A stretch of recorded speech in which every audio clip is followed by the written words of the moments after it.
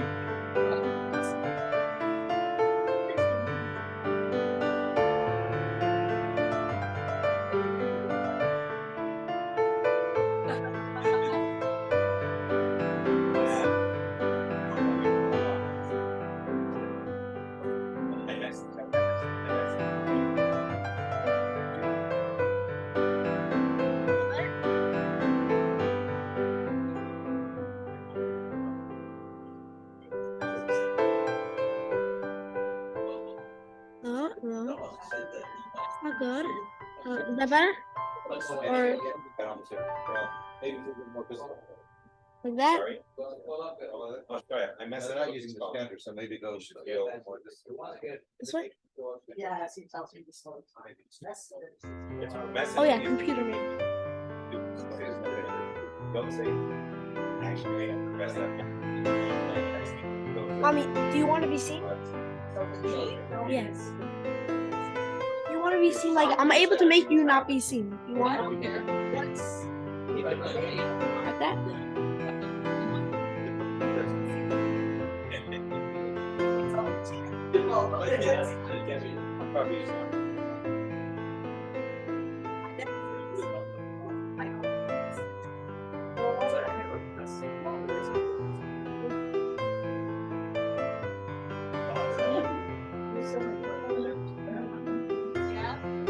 You can start?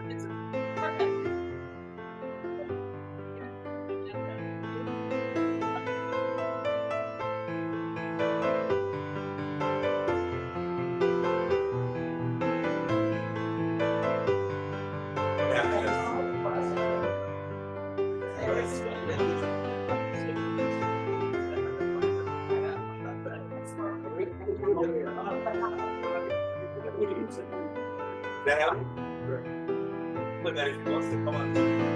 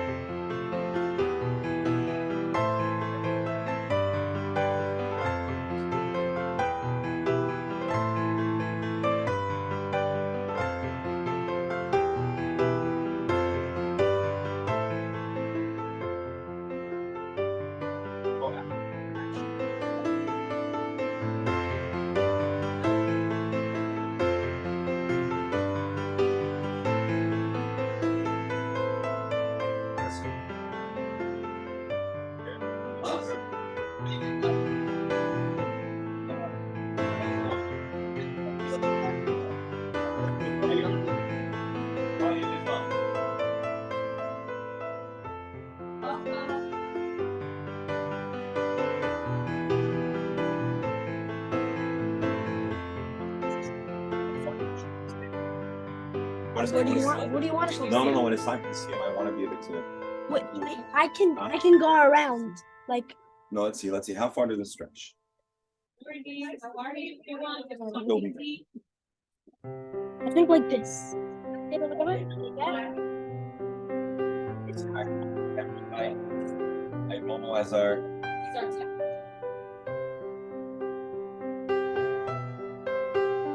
I just don't like the fact that it's like showing your back. Showing your back. Maybe there's a way we can. How do you do that? It's still gonna show your back, but it's. Alright, we'll figure it out.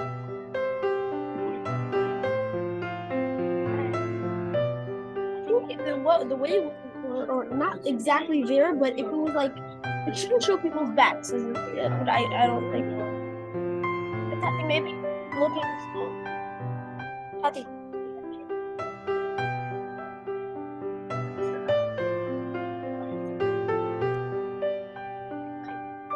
Now I just where I want to.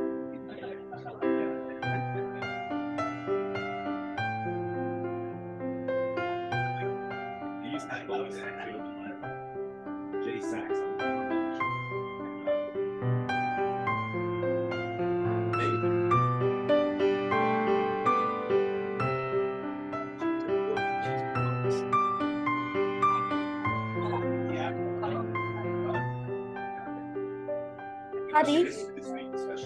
Tati, do you mind looking at the screen? Do you mind? Once I'm Oh, Masechet, let Eli on. here? Where?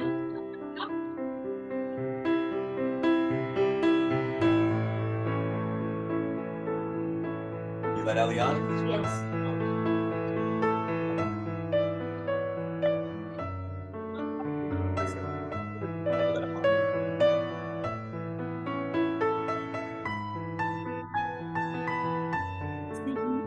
He'll be on, yeah. Ellie!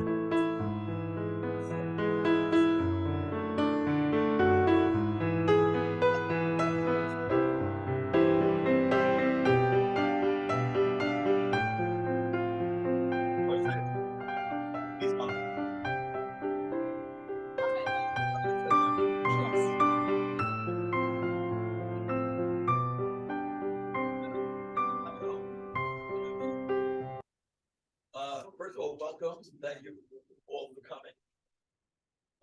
Purim is coming up. I'm a foodie. I think of food. I want to first thank Rebson for all of her help in preparing the menu. And it looks delicious. I'm sure it'll taste delicious. But on Purim, we have homentashen. There are 3 ingredients to homentashen. And it's analogous to our chabura. There's the dough, there's the filling, and then there's the chef. The dough is the students, the talmidim, are the dough necessary for a chabura to exist. We have a very interesting and diverse dough, okay? And we have to knead the dough, and we need the dough. And so that's one ingredient. The second ingredient, the dough. The dough. Interesting dough. The dough. The second is the filling. The filling, the chabura, is the Gemara. And we are finishing Shabbos and the Masechet Shabbos. And many of us have spent over 500 hours in the last 2+ years learning together. And some of us are meeting others for the first time ever. So let's not mess it up. When we're online, we behave. Okay, we behave. We behave. We behave. We're respectful, and we're respectful to a great extent because of the third ingredient, the chef. Our chef is our Magi Shir, a wonderful Rebbe. And if we make sure that we behave, so how does he do it? It's not easy. He's for a rabbi, he's a very good psychologist. He structured it so that the first 10 minutes, I have another minute and a half. It's like when he gives a speech, he looks at me and says, how much more time do I have? What he does he says, "Good morning, Holy Eden. You want to talk about the noise in your condo? You want to talk about what you read about in the Israeli news this morning?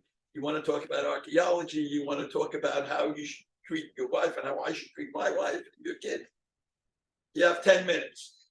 We don't put on the machine. We don't tape it until then. Then he gives a look. Okay. And on your screen, you see a look that it's being taped. The only other thing that I missed out is in the ingredients. In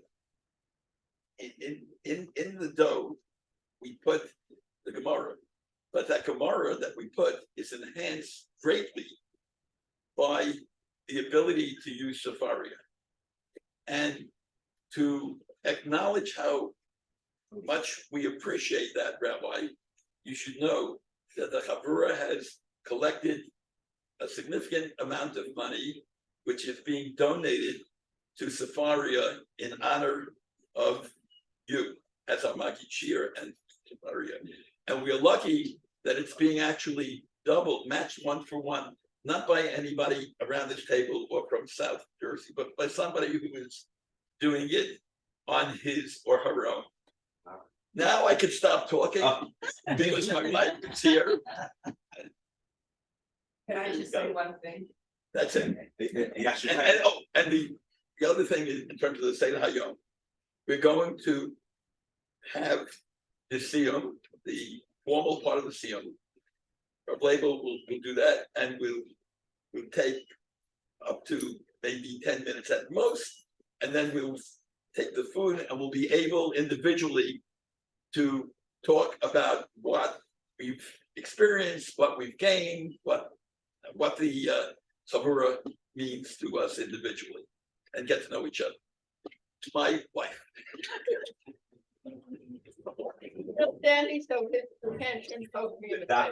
The doctor did wonderful. Bernie! So we'll do this. Bernie, I Yeah. want to add one thing if it's possible. Sure. Are you ready? Can you guys hear me?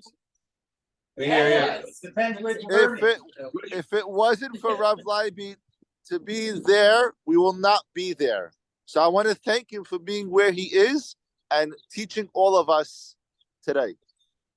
Amen. And I just have one thing to say, especially in the Lubavitch tradition, that you only tell half of what you're really thinking.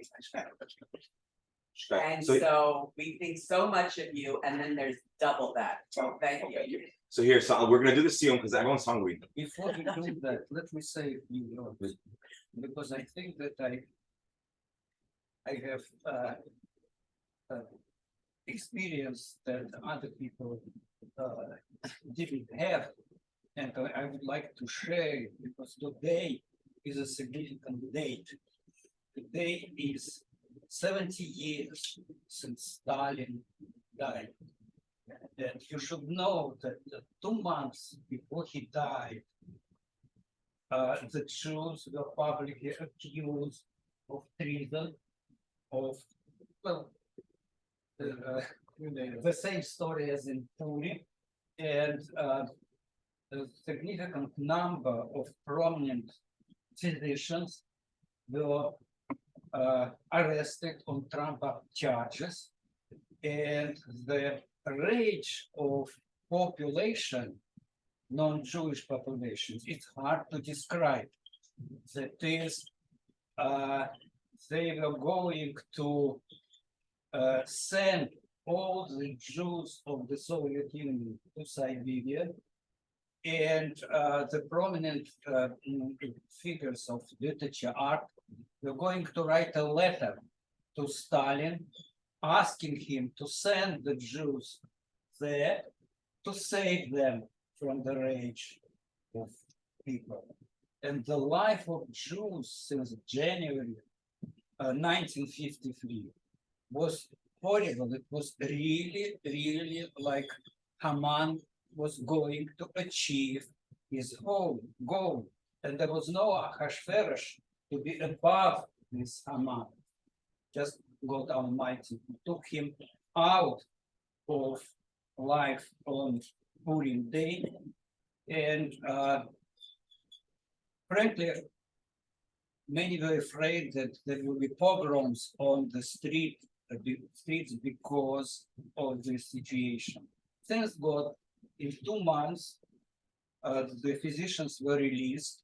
The charges were recognized as Trump charges, and the story more or less ended at this time. But those 4 months in the life of Jewish community in the Soviet Union was very similar to what the Jews experienced during Purim time.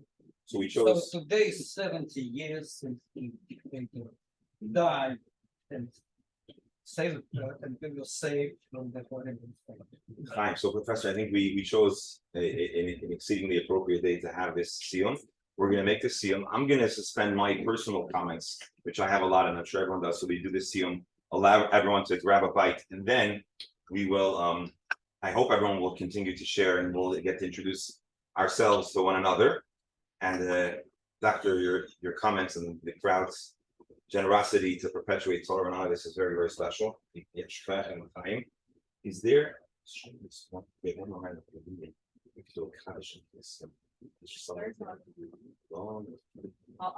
If there's someone around, we should comment. All right, so I'm going to go to the screen just so we can use the.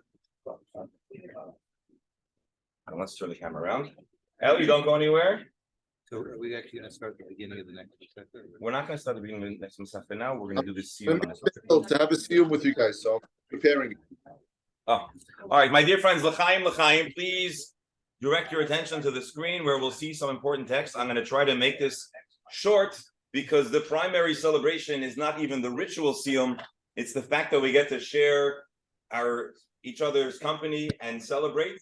And Dr. Hammer, I was thinking that really you forgot another component, which is the heat, the fire, and the warmth. And I think that's the environment that all of the members of the Chabura and their households that facilitate bring to the table. And it's the community that is developed from this that is such a blessing. And that's, to me, the highlight of this moment beyond any other achievement. So l'chaim, we're going to do the Siyum. Baruch atah, if you didn't make a blessing, Baruch atah, Hashem Elokeinu melech haolam, sha'ako nihya b'dvaro. Amen. This Siyum was brought to you by Safaria, Zoom, Laban Ocean Drive, and the dedicated members of the Daily Talmud Chabura. Just before we start, where do we know? How do we know that you're supposed to make a Siyum? So we covered this in our discussion, Masechet Shabbat, page 118, 119. All the rabbis were talking about the virtues of their. Let me pull up a chair. Let me use a chair. The different special mitzvot that their parents or they valued. And the Talmud says, Abaya comments, Tasili, I have credit. When I see a student in my yeshiva finish the study of a Masechta, Avedna Yoma Tava Rabbanan, I would make a celebration for the students, which is the source of our celebration today.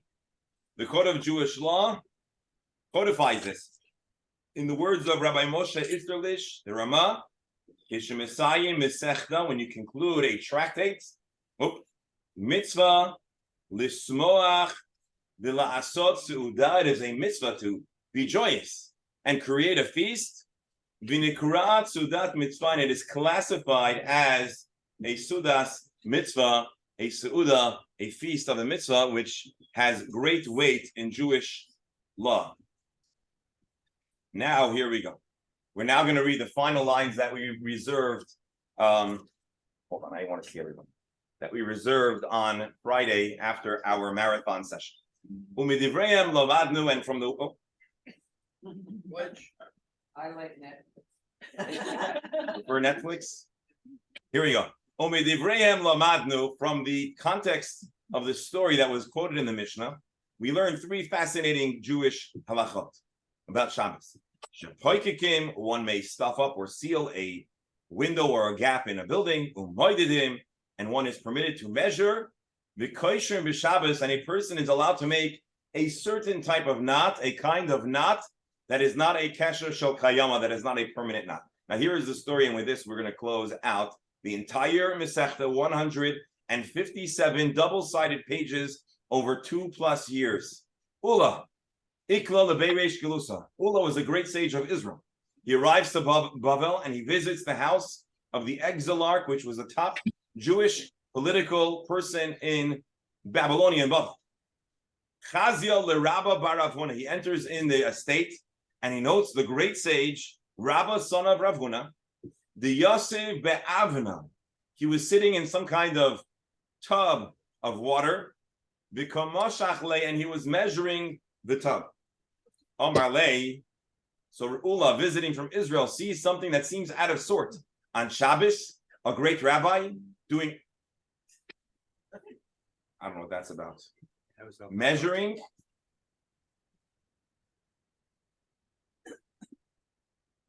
Go on Zoom. I'm here. No, you're here. For some reason, my screen is went off. knocking us out. Showing her around? Okay, if it doesn't work, we're just gonna have to use. There you go, you got it. So he comes on a trip. A great rabbi comes from Israel to Bavel. He's invited to the exilarch, the biggest macher in town, and he sees a great rabbi seemingly desecrating Shabbos. Omar Lei, he calls him out and says, Eimar de Amir Rabbanon Medida de Mitzvah. I do know that you're allowed to make a certain type of Medida measurement, a mitzvah measurement. The lav mitzvah miyamar, but are you allowed to measure something for a purpose other than the sake of a mitzvah? A mikvah would be a mitzvah. So if you measure a mikvah to make sure it has the requisite amount of water, that would be permitted. But to measure a bathtub, to know how much soap to put in, I don't know, to know how to install it, that would be a terrible mistake. Omar Lei, Rabba bar Rav Huna responds, and these are the final words of Masechet Shabbat. Mit'asik ba'alma ana. I'm actually not doing this with any great intention. I'm simply keeping my mind, my hands busy, but I'm not measuring for any real substantive purpose. Hadron alach mishahechshach. We will return to you, chapter mishahechshach. Uslikala Masechet Shabbat. And with this, we conclude Masechet Shabbat, and we commit to return to this Masechta. Hadron alach Masechet Shabbat v'hadrach alon. And now we're going to read some Hebrew and Aramaic words, which are part of the form of making a Siyum. And this will be followed up. We have a 10th man yet? When the 10th man arrives, we'll have the opportunity to do a Kaddish. And that Kaddish, Eli, you can't make a Kaddish. Daiton alach Masechet Shabbos v'daitach alon. Loi nisna sheminach Masechet Shabbos v'loi sisnei minach. V'loi ba'al adem v'loi ba'al madasi. We're going to remember you Shabbos. We're not going to forget you. Yiratzim ilfanecha adinu leheinu v'lehavisenu. Sheteiterascha menaseinu ba'olam hazeh v'teinu anu le'olam haba. Chanina bar papa, Rami bar papa, Nachman bar papa, Achai bar papa, Abba bar Mori bar papa, Rafram bar papa, Rachish bar papa, Surcha bar papa, Abda bar papa, Doro bar papa. Hariv no adinu leheinu as divrei Yisrael chavavino v'yis amcha beis Yisrael. V'yinei kolono nachem v'tzetzenu v'tzetzei amcha beis Yisrael. Kolono yoydei shmecha v'lem Yisrael cham yevet techagmin v'tzecha ki la'olam hi li. Libi sami chukecha l'man lo'eva ish lo'elam lo'yeshkech pikodecha pikodecha kibam chisoni baruch ata adonai v'amdeni chukecha amen amen amen Selah. We are asking Hashem to make Torah sweet for us and to give us the ability to convey this down throughout the ages. We acknowledge you, Hashem,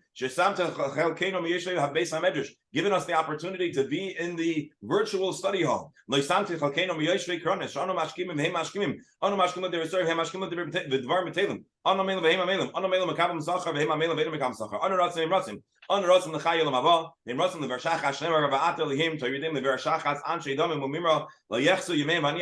many people who get up in the morning and do different things, and some do something of value and is constructive and spiritual and receive schar, and others don't have this privilege.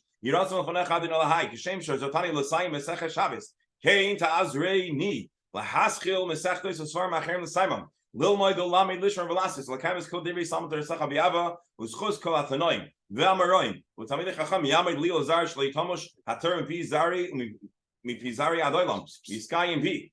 Vesalecha Tanche Ois Sach Bishachvet Tishmar Alecha, Vakisoisi Sichi Secha, Yiviruvecha, Yesivilachosh Nice Chaim, Oyrech Yomim, Bimino, Bismoila Oisha Rechavit, Adonai Ois, Liamo Yitain, Adonai Yivarech, Es Amoy Bashalom. Let me just explain to you what we just read as the 10th man arrives, so we can say a Kaddish. As Hashem has given us the koyach and assisted us in achieving this milestone, of 157 double-sided folios of Masechet Shabbos, we ask Hashem to give us the ability to start and finish many other works.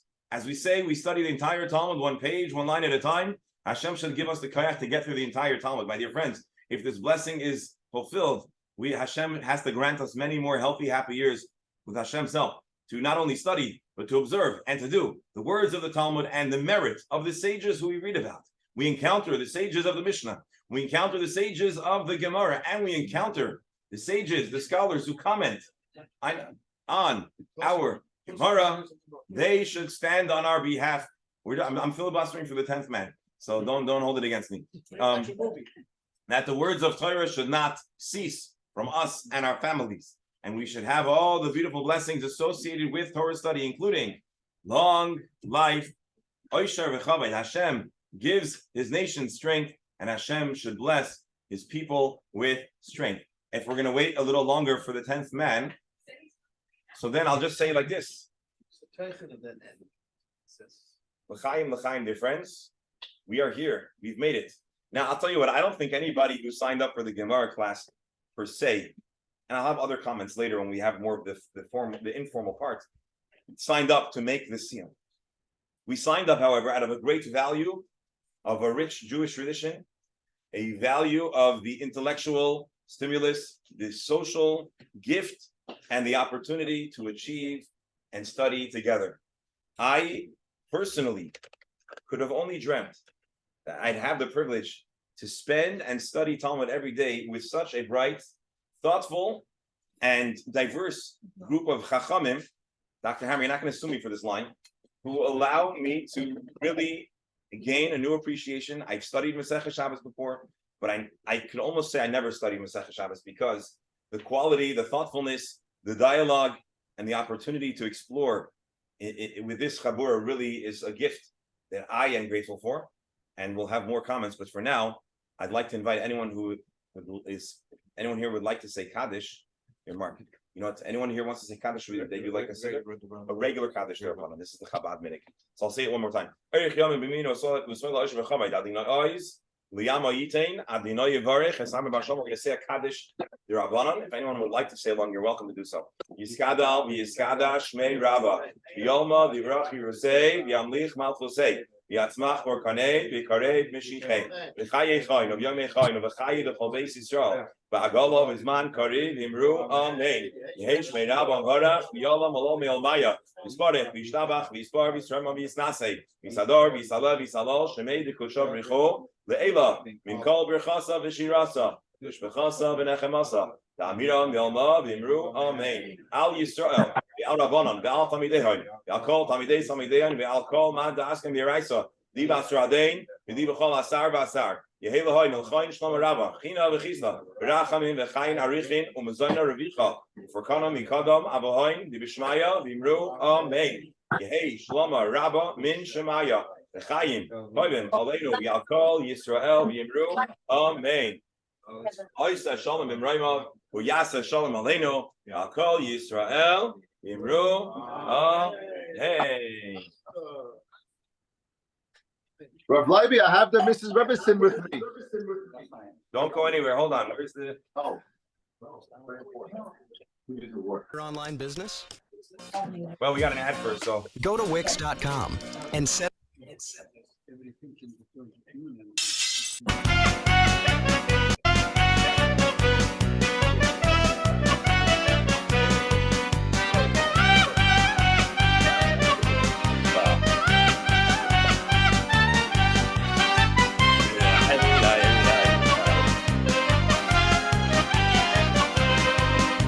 Siman tov, mazal tov, mazal tov, siman tov, mazal tov, mazal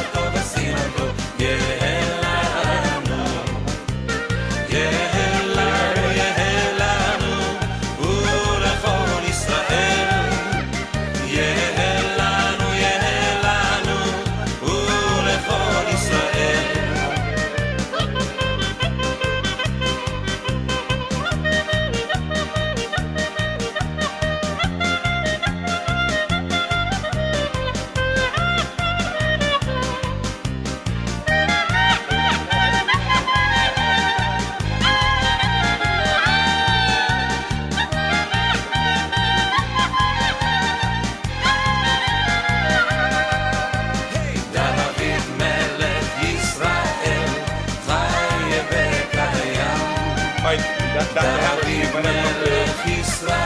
Big friends. My dear friends, thank you. Mazel tov. We're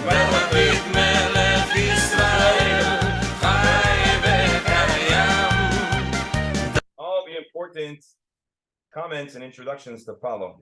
Ellie, don't go anywhere. L'chaim, dear friends. Yasher Koya.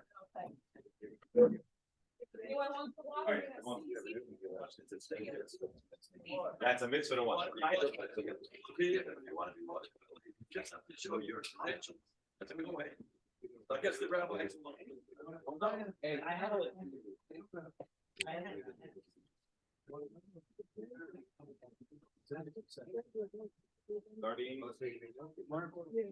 Start hoping I'm gonna get we're gonna do something, you know, Mark is a Yo. yes. Mark, we do something, you'll come. Okay. I've done something like twice already. Uh-huh. We're going to stick in chronology. I heard. Eric, here's the strategy. We're doing Moyed, but Wow. here's what we're gonna do is we're gonna do to the end. We're gonna do Sukkah. We're gonna have a lot of the building blocks to make everything more palatable. Oh, wait, I've done stuff only once.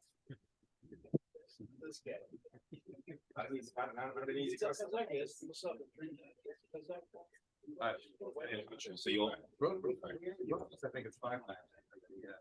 Travis is second. Because, you know, see, with Daf Yomi, I always made it at least.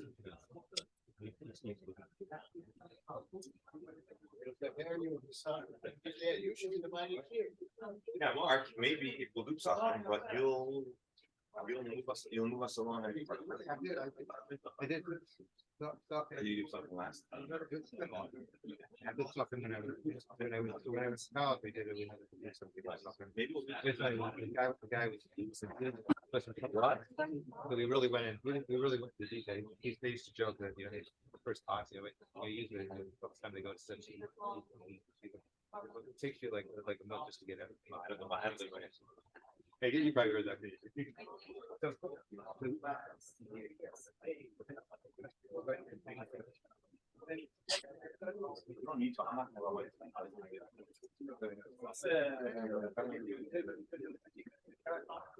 Oh, he's not ready. My father said.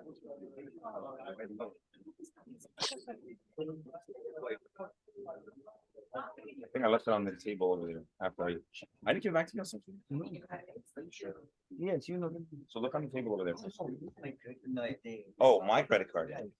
Oh, but you never give back to me, did you? Thank you. Okay, I understand. Dr. Hammer. Dr. Hammer, I'm gonna make you better skip right now. I thought we were the salary. What is not guys? So what were you playing before? What do you like smoke? That's where. Like smoked chicken and stuff. I have it on my phone, so just turn everything off. It's a very. Always.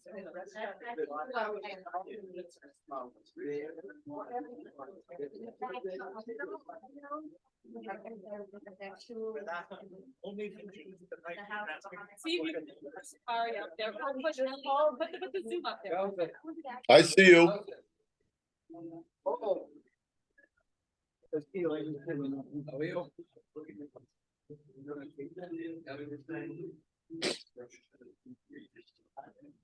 What happened? You see me? Do you know how to put the screen back on? I put the music on my phone.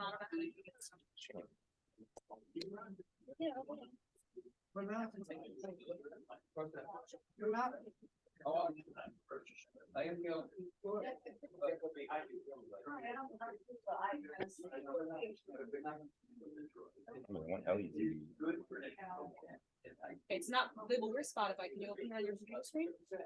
No, because I want to have only on the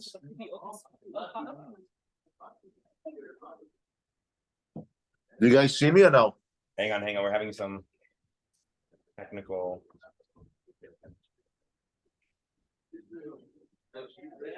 Get out of there. Like I said, but I think. There you go.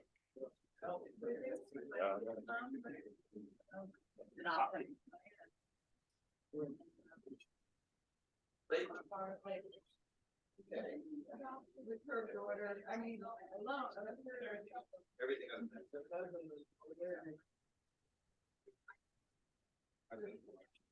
Are you going to pour them? Sure. You got to pour?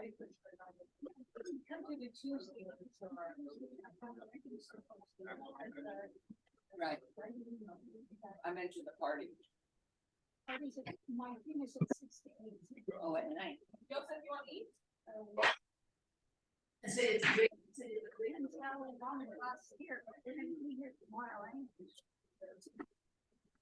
You're gonna have screens. It's a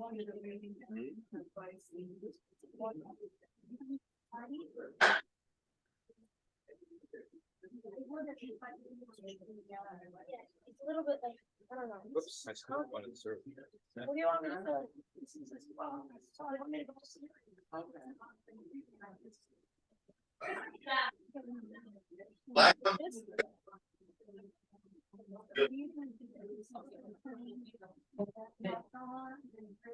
Hybrid ones. Takes me a long time. So is it common on the just? Sorry, common to skip everything. Let's get everything, but it's not gonna, I know it's not, it's gonna, Where's your? might jeopardize the whole lot. I'm here. Yeah, you feel for it. Who's moving the camera? I can't see. Perfect. To the left a little bit. Left. Let me let you check. Really, I'll tell you Yeah, honestly. perfect. Good. No. Other way. Other way. More. What? Other way to the left. No, other way. I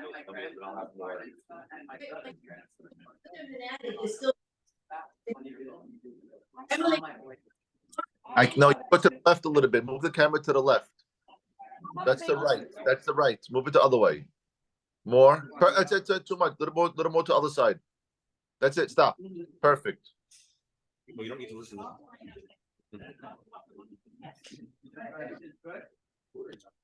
Everything is okay. It's not infected, but they have to sort out the patient. Should I put a little bit of blur? No, don't worry. He didn't, it wasn't urgent enough that he said I had to stay here. Okay. Enjoy the meal, guys. Thank you. We'll send you one, we'll send you some virtually. Bagel for you. What are you Overnight. eating? Yeah, Rabbi. What are you eating? Oh, I had a whole wheat bagel with feta cheese, and I'm having a lemon seltzer.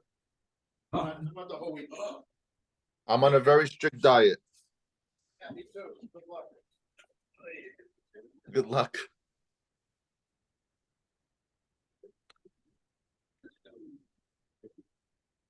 So you want to hear a quick one, guys? Rabbi, could you hear me? The rabbi's filling up a plate. Oh, Okay, well, we can hear you. I could say a quick one or no?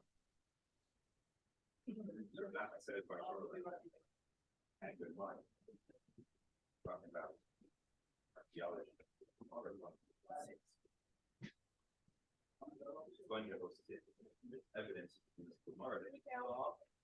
that's it's in role. Discussion. Evidence. Very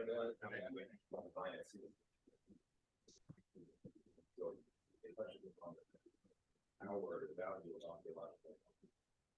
Yes.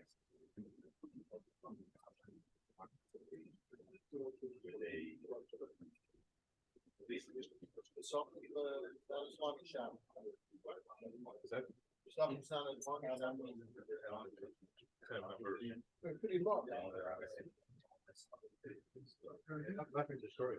Well, there are things that are short and problem that.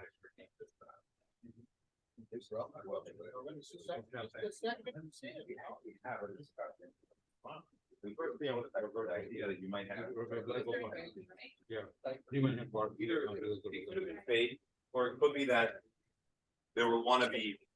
We find that the Kohen Gadol's apparel was a style, you know, so it could be that people might have intentionally wanted to emulate it. So, Doctor, why don't we ask Ellie, because Ellie's on the virtual. Let's ask Ellie to Ellie. Yeah. I want to ask you if you'll share a few words. This Siyum is an opportunity for us to meet each other and see each other in a less rigid framework. There's no program per se. No one has to. There's no such thing as being off topic. And I want to say how wonderful it is that you bring us to New York every day, and you show us a person that's working, and yet you're devoted to Torah. And we value your participation and your demonstrations and your occasional introduction of experts to our Chabura. It's deeply enhanced us. And so being that you're virtual, you're keeping us consistent with our mandate of a virtual Talmud Chabura. So if you'll kindly say a l'chaim and share a few words, we'd be very honored and privileged. And thank you for your participation. L'chaim, Eli. L'chaim, guys. So I just want to conclude. I just want to conclude that. This is cold up there. Yeah, you guys hear me? Well, let's give him a chance to unfreeze. You guys hear me? Oh. You guys hear me? You guys hear me? Loud and clear. Now we do. Go ahead. Okay. So I just want to conclude. I heard something from a friend of mine. No, now we don't. Regarding this week's parsha. Hold on, Ellie. I'm here. I'm gonna reset you. Okay. Hang on, Ellie. Hang on.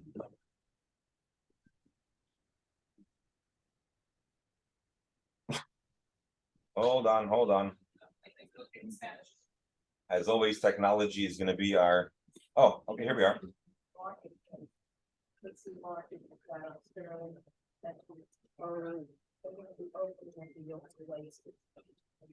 Could I go? Hold on.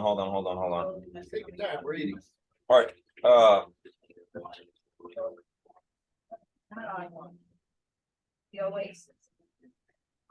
Ellie, say something for a moment. Yes, you hear me loud and clear? So we have a little bit of a problem here with our technology. So we're going to use the computer. It's not going to be great for hearing, so we'll have to listen in very carefully. But for now, this is not cooperating. Maybe Machai will. All right, Ellie, go ahead. Speak loud, and we're going to try our best. You guys hear me? You go ahead. You hear me? You hear me? Testing? Go ahead. Okay, so I just want to conclude that I heard something from a friend of mine of last week's parsha that for Shabbos, there was an incident that the plane was full and there was a man to the left and a man to the right, and there was a little young girl in the middle of the chair. And she's coloring, she's doing what she has to do. And all of a sudden, the plane starts having turbulence. The plane is shaking, everyone's panicking. And the little girl, she's still there, she's crying, nothing's bothering her. So after all the turbulence, after everything, the two guys go up to the little young girl. She goes, "Why are you not scared of what's going on?" She goes, "Well, you guys don't know. My father is flying the plane. Everything's under control. I know that my daddy has it." So just in that rhythm is that Hashem is in control of everything that we do, that we should have emunah and bitachon in Hashem and follow everything for the good in His ways. That's what I have. I'm gonna translate this because the sound's a little weak. I'm gonna translate. Ellie just said a beautiful story.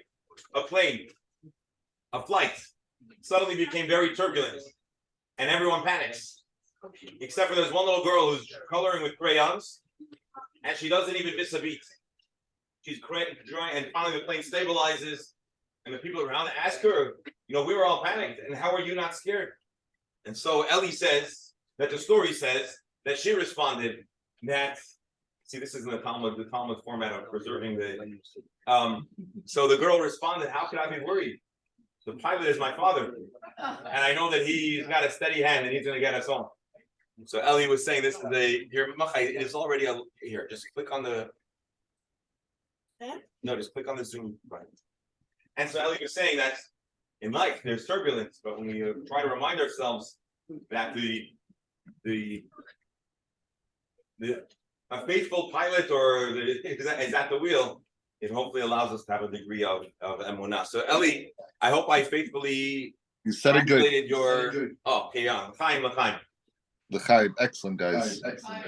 Dr. Hamburg, I want to relinquish the mic, the MC role, or should I? Well, if you're gonna relinquish my first question, but I'm actually still eating. Really inquisitive in terms of a certain individual here who came from the former Soviet Union, who was a professor in Boston of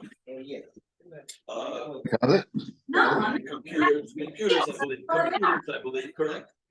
Computers, and who has immense knowledge of Yiddishkeit and brings to our Chabura on a regular basis information that I certainly didn't know before, but I only went to yeshiva for 12 years, and you don't learn that much in 12 years. So I'm really question when did you study all of these things that you share with us and that are always important and accurate for the discussion that we're having? No, I have to. Ask the rabbi to make it a number. Rabbi. Wait, in a minute. No, it's about the crowd. Yeah. Who has a white? Someone has a white Mercedes.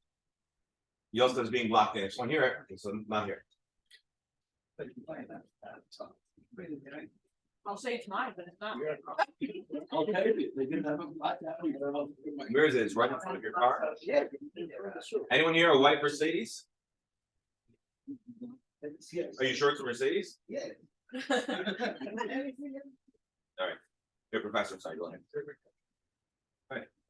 Being brought up in the Soviet Union in the city of Leningrad, I didn't have any opportunity to learn Torah, and all that I knew was derived from visiting museums. Oh, for a white Chevy Traverse?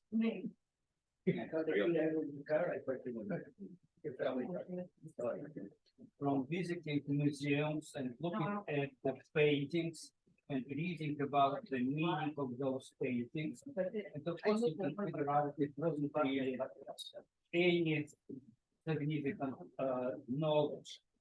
At that time, in the Soviet Union, there were few families who were trying to preserve Yiddishkeit and to try to educate their children, but my family wasn't among those. My mother worried more about me speaking Russian, being a King Russian without Jewish accent, to make sure that the Jewish accent wouldn't impede my professional career. She cared more about that than about transmitting the tradition and knowledge. So I had to start from level 1, learning all of that on my own. Then I went to a reform school that had classes for couples who were going to intermarry. Then I went to some personal lessons with people who were willing to teach me. And among that was a stint in Israel for a few months when I went to the yeshiva there. That was not all systematic education, but since I have been in this country for more than 40 years, I guess I absorbed by osmosis what was possible to absorb. And of course, it's very nice to hear nice words directed to you. But of course, I have to admit that my education is not systematic and it's nothing to boast about, but there's much room for further improvement. And this is why I do appreciate the opportunity to participate in this Chabura, and I hope that Hashem will let me to continue to observe the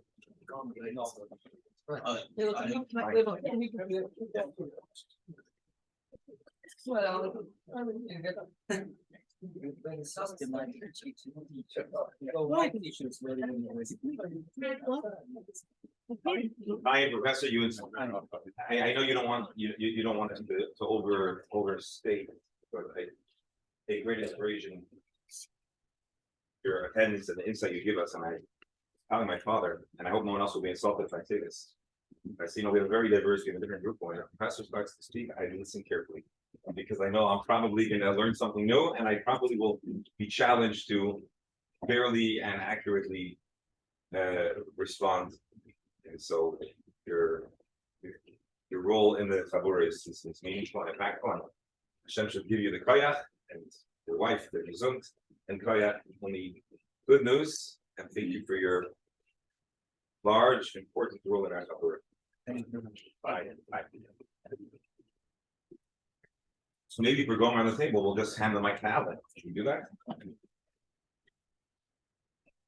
So here's what we want from everyone, even though Professor, we jumped right in. But in case someone doesn't know, you'll tell us your name and where you're from, and then you have the free reign to share your thoughts, critiques, appreciation, whatever you want to say. We're not going to hold it against you. This is a safe space as always. But we're grateful for your. And may I ask, unfortunately, Victor's wife is not able to be with us, and she'd have a Shlema, and she'd be with us for happy occasions in the future. And I believe that you were also intending to invite the spouses of the people who were here, if they want to. Of course. Also, so now I have to add to that, which is that on the Chabura, I know some of the spouses are more visible or less visible. But we are constantly dedicating our learning for the people who we see on the screen, those who we don't always see on the screen, but we understand are 100% people, shareholders, either because they're listening, or at the very least, it's with the encouragement and the bracha of the whole couple. And so 100%, if you want to hear from the spouses, and if there's anything that the Chabura is wronging you, you might find some support from the other spouse around the table. So this could be a very powerful moment. Alan. When I first came to, I'll start from the beginning. When I was a kid, I used to go to shul just about every Saturday with my parents. a little louder, please, if you can. And you're playing, sound is one, and make everything up.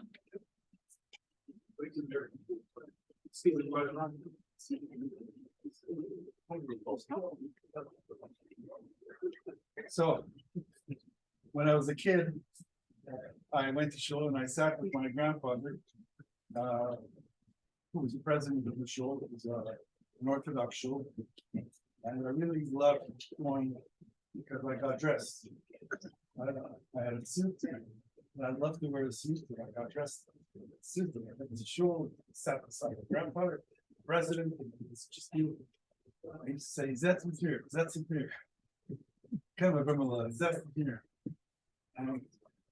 It's great. And I don't know if I was 13 or 12 or 13 years old. For Kiddush, we used to make something called a mama ligat. And he used to give me a slice with a bit of gin. That's what I went for. But then I started to learn things and asking questions of the rabbis in those days. The rabbis didn't answer me. First of all, they hardly spoke English. Rav Leibit. And second of all, they just didn't know. I gotta go. L'chaim tovim to everybody. Mazal tov. Thank you. He's for going, everything. but I want the mic to capture as best as possible. So You got me. Eli, shkayat. Thank you very much, guys. Have a good one. Zat Hashem, I'll see you tomorrow for a new Masechet. So I drifted away from school. Because I'm getting more frustrated than anything else. And it became secular. I think it was just until I married Ken. Yeah, that one is and we started with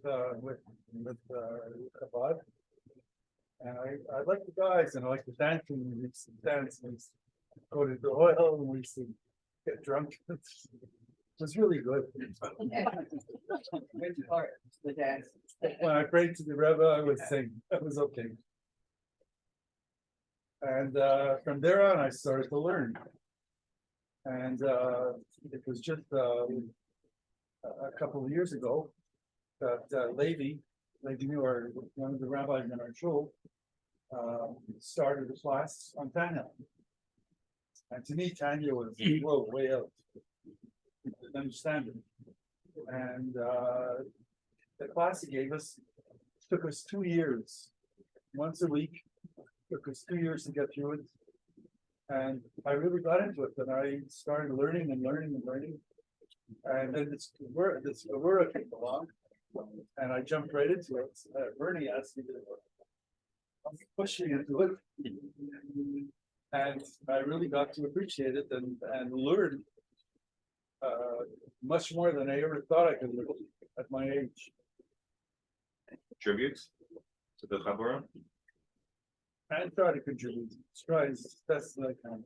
Sometimes a little wine, but sometimes I'm okay. And I just really appreciate it. In 2 years, if I could stick out, 2 years with Tanya, 2 years of this, if I could do that, man. 20 years with Karen. 30 years. With Karen. Who's that? Anyways, it's a beautiful ride. And I appreciate every moment of it. I read the Chayino from front to back every week. And I study the Chumash and I study the secrets. Alan, can I ask you a question? Do you know which area, which knowledge genre or space I lean upon you most heavily for? I think the Gemara. No, which part of the Gemara? What are the questions that we defer to you? Do you know? I know. No, I'm asking a different question. I'm asking, what do I depend most on you for? Oh, We all know. Yeah. No. Tricky question. Do you know? yeah. Farming. And husbandry. Gardening. I know, are we allowed to say husband or person? Raising. Did you know that Alan knows that has a lot of insight about farming and and the management of livestock? And the Gemara is written in a time where that was a very prevalent facet of human existence. And Alan usually, if no one else has the answer, Alan has that information. So I frequently lean upon Alan. When Alan's not there, I say, if Alan would be here, this is what I would ask. So l'chaim, thank you. Living with, I had, at one point, I had 4 racehorses. And I almost lived on the farms with the guy, and I just, showed him everything. Just to comment, if I may, about Alan. First of all, for those of you who don't know, he's the cleanest person at the table that I know of. Those on this year know what I'm talking about. He goes to the mikvah Monday, Wednesday, and Friday, so tell us that. But also, Reb Nachum, who's at the end of the table, should know that he. No. He goes to the ocean. Not. There's no secrets here. But Reb Nachum should know that Alan not only knows about husbandry, but he's a drug dealer. You are not only the only one in the shul who can go around and give people what they say is snuff, but we know what it really is. So Alan And Bernie's another one, but I won't pick on Bernie because I'll let his wife pick on him. Hi, thank you. Alan, you can pass the mic on to your wife. I want to tell a good story about the 60th birthday I had when her sister got up and spoke about me. Right. So, thank you. What can I say? We married and we were secular. Jews, we were both brought up. I didn't have the background that he had. And my daughter moved out after university with a roommate who happened to be Shomer Shabbos and Falco.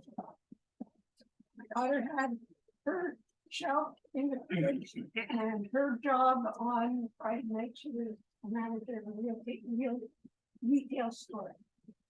And gradually this woman, this girl, I might say, in her early 20s, convinced her not to work on Saturday. She would come to show occasionally while I slept next weekend. And in our community, the rabbi held a Shabbat dinner about once a month, once every 6 weeks for single Jewish young people. And my daughter was convinced to go by her friend. And she met her husband there. She met a young man there, and within 6 months they were married. So my daughter was already on her journey. Her husband was also on his journey, and planning the wedding and all this. I started on my journey, and I must have to say at that point, Alan was not interested. I would leave for Shabbat, and he said, no, I'm not doing that hard. So I continued. I go and met with the rabbi. We planned the wedding, and I learned more and more traditions, more and more things. She wanted a Chabad wedding, and things that I was the thing I learned most about that was just the separate dancing I knew about, but we couldn't have a woman singer.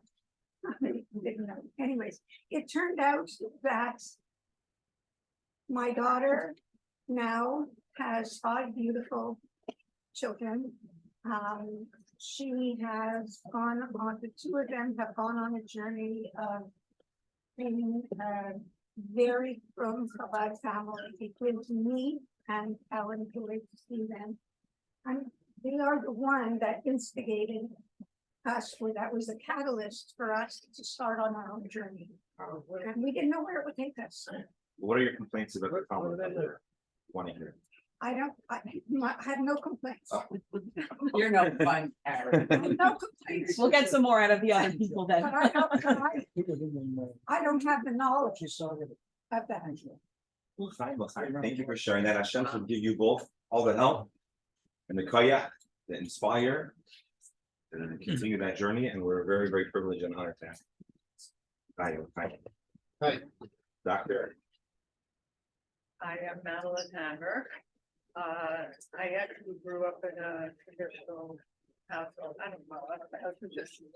I went to Jacob Elementary School, then University High School, and then on at college and post-college. So I have a PhD in a totally academic area of psychology. And I even got the Mission Award in high school. I don't know this mental, except I recognized from my grandchildren when they started learning that I had learned that. I have to say something that's totally not about me, but I appreciate Bernie's involvement and interest. I think it's very good. I could have been learning, but personally, I would, if there was a on inspiration from the Bible, in the parsha, which I read like this, Rabbi Sachs, and so 2 pages, and then something you can learn about it. There are other 5 people who have Meaning that meaningful this life inspired from our forefathers. And one of them is that we get online because our son had been involved. Jacobson. Jacobson. Stephen Jacobson and JJ, both of them. Yeah. So if there was something like that here, I think that maybe not committed to a replay. But it's very helpful feedback. Thank you. I would agree to that. Okay, so maybe something will be born out of this, besides for anything else. And I listen on podcasts once a month. The Daf Yomi podcast. No, I do, but that's very, very. What? I'm saying, Yeah. Anyway, so. Ryan, thank you for being a Taking it for 5 to 6 days. yeah, you gave up on Sunday, she watched it, baby. Everything revolves around that. Can't go here, what? But I appreciate it anyway. Yeah, it's true. But it's good that Sunday. And I'm sure you appreciate it. Very, very good. I just have to agree to that every day from 9:30 to 10:30, nothing could go on. Don't make appointments, don't go anywhere, don't ask me anything. I'm busy. It's like Shabbos. Right. Yes. Right. Yes. So it's interesting, I'm just thinking that about Jacobson, we had my son introduced us when he lived on the east side, lower east side. He used to go to 6th Avenue. He used to have every Wednesday night. He had a very interesting group of people coming there. Very diverse. Very diverse. And my son was attracted to that at the time. And so anyway, I think both of them are really extremely interesting in their presentations and writing and everything. Nobody who knows me for a long time, or before we moved to Florida, would believe that I'm part of a commercial. Certainly nobody who went to school with me, because to say that was my least favorite subject is a total understatement. I got into a lot of trouble by not going to commercial, by cutting out, by being in the park. This is at University High School at MTA. And at one point, it became serious. And if I hadn't been in my senior year, then they would have. So they scared my parents. They actually, at one point, gave me a tutor, a smicha student. I would have to just to be there, not to disappear, to be in the base medrash for 2 hours, and he would sign off that I was there. He didn't teach me really anything. And when they saw that wasn't working, they put me in a college shiur with Rabbi Tendler, which was a very prestigious shiur. And in the yearbook, I just read in the yearbook, they talk about that, like how difficult it was with commercial. And of course, with Rabbi Tendler, if you knew Rabbi, I didn't mess around. I was scared. First of all, everybody was 30 years older. Anyway, so the idea of getting involved with the commercial shiur was not on my agenda. So how did it happen? We moved here. Before moving here full time, and our daughter moved here several years before us with her kids, to Hollywood. We rented for a couple of months, and in the area, and I came to the shul. I had to sort of adjust and question: should we really live here? We had been in Miami Beach before, and the only shul was this shul, and the father was the rabbi,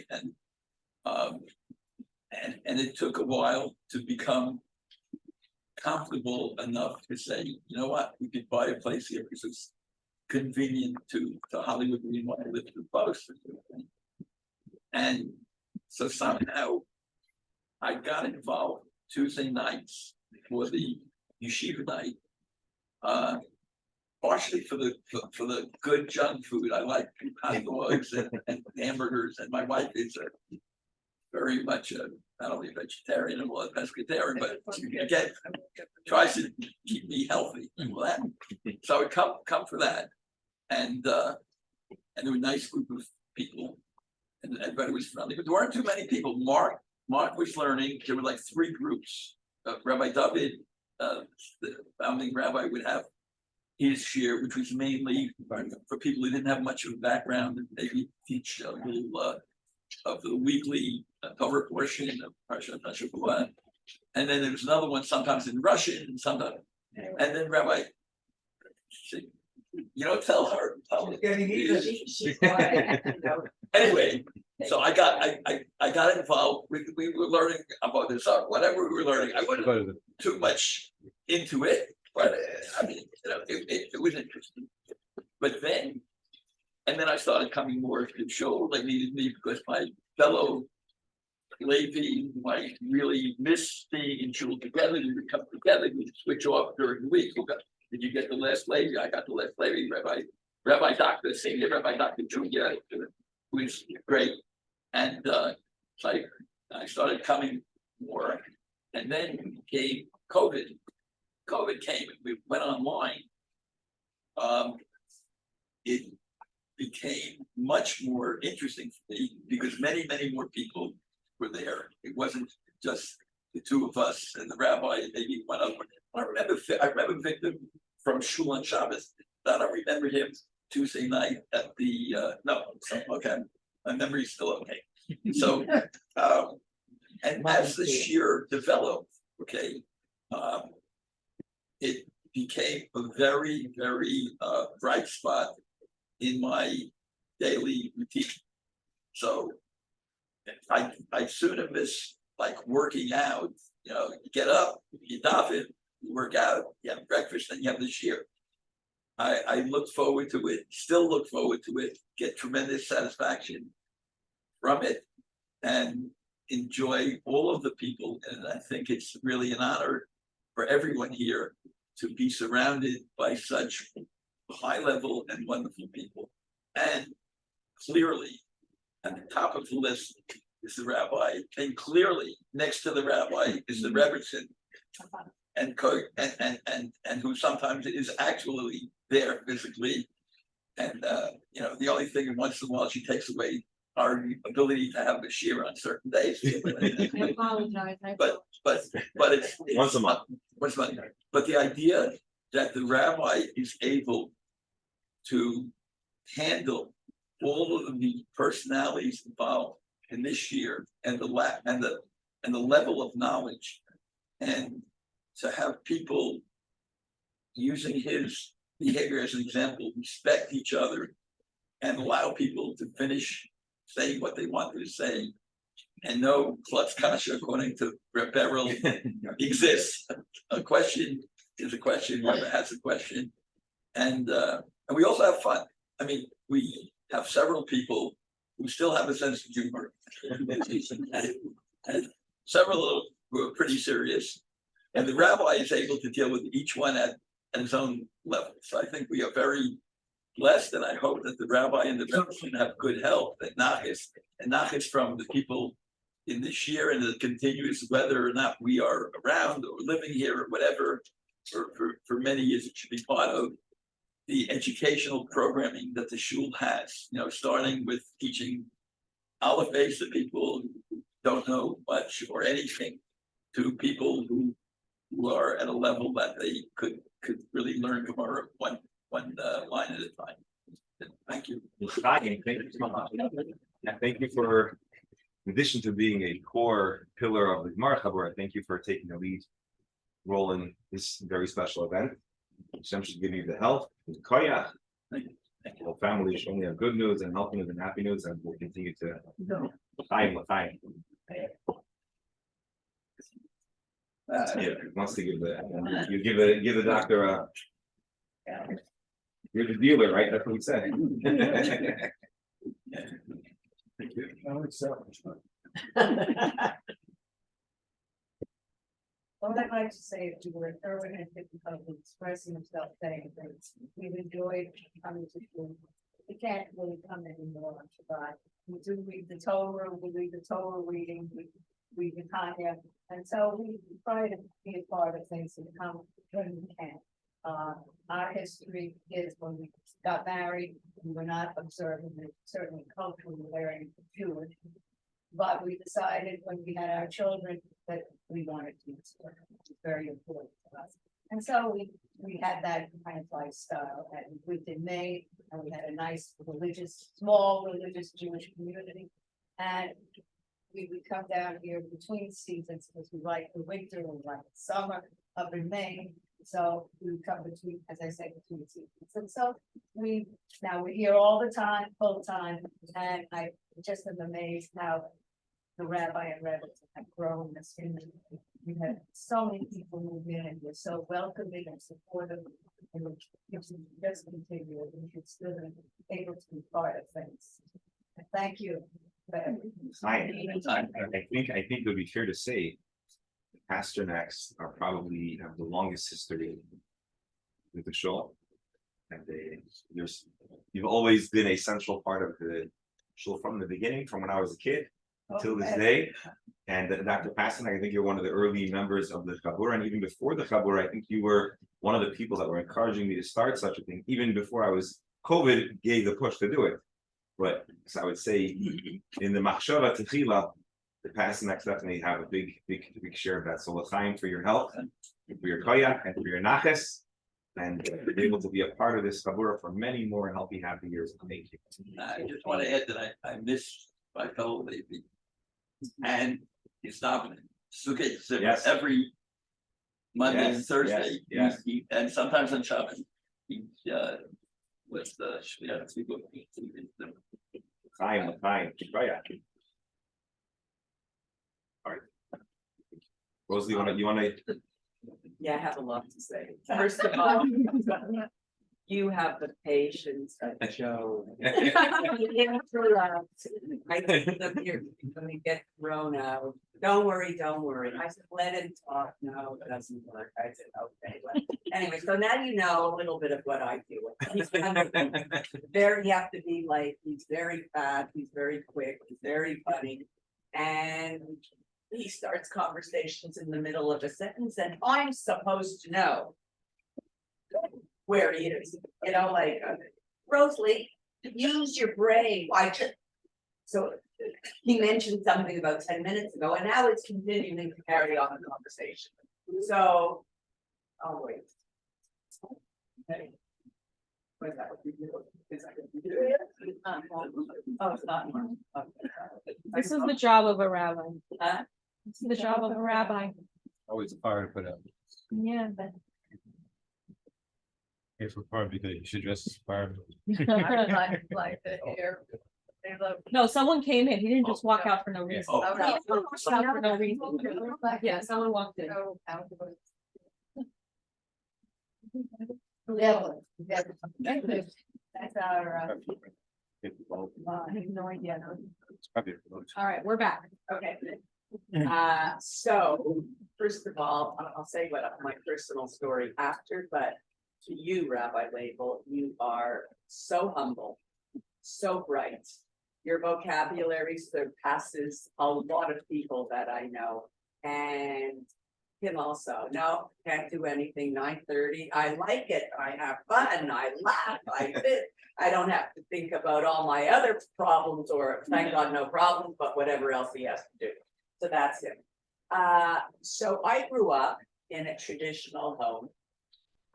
My father, when he was in Europe, was Lubavitch.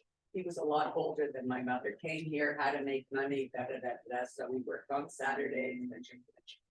When his father came, there was a Chabad shul downtown in Montreal. When he came up like to where we lived, so my father was the gabbai. It was the first Lubavitch shul other than the yeshiva. That was on West 3. What was the rabbi? Which one? The rabbi at that shul? No. It was Jabotinsky. Moshe Chaim Jabotinsky. And actually, the Sunday for all of my kids was Rabbi Kramer, who was head of the yeshiva. So him and my father were like great friends. But it was very interesting when he became Shomer Shabbos, and but he didn't make us. He says, "I didn't bring you up like that. I'm just going back to my roots or whatever." Fast forward, I have 4 kids. And I used to go to shul. My father used to say, okay, well, I used to bring them to shul with my father, and he wouldn't bring them in until after Musa. He let them play. I said, Daddy, I said, you bring them in for 10 minutes. He says, you want them to know what a shul is like at the age of 13 when they're going to have their bar mitzvah. They have to be comfortable. Whatever. Okay.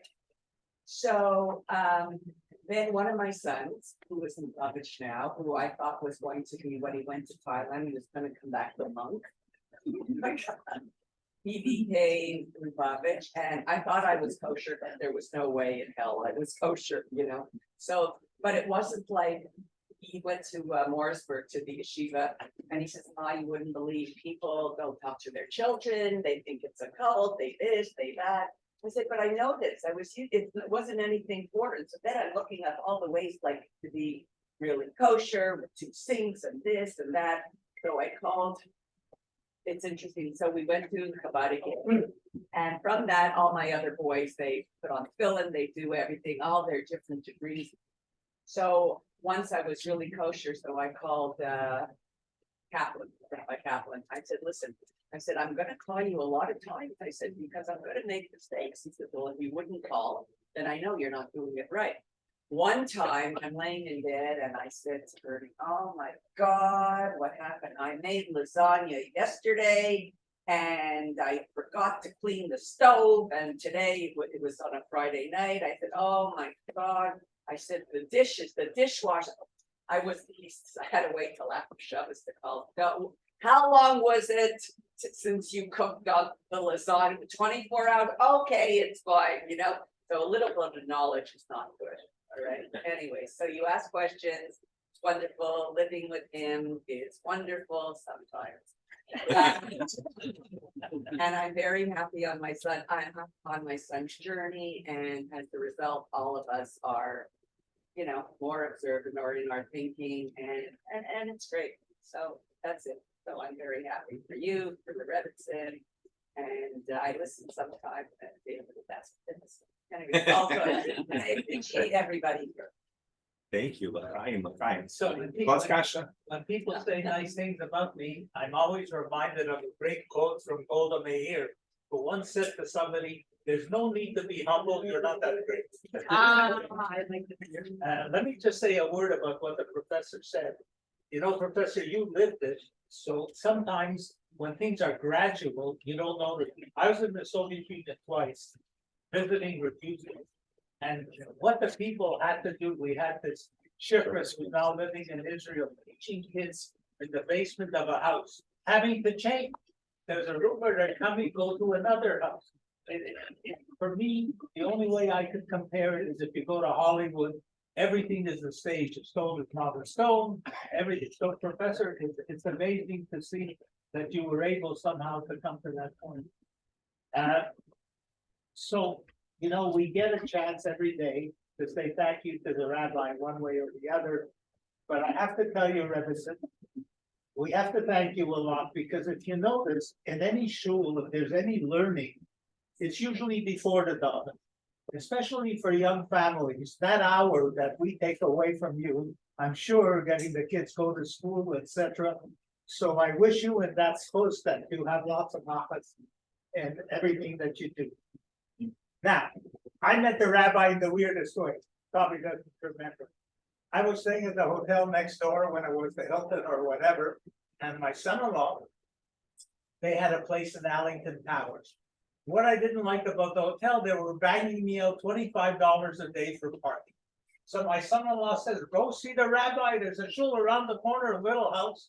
So I went to see him. I said, look, rather give it to the hotel, I'd rather give it to you.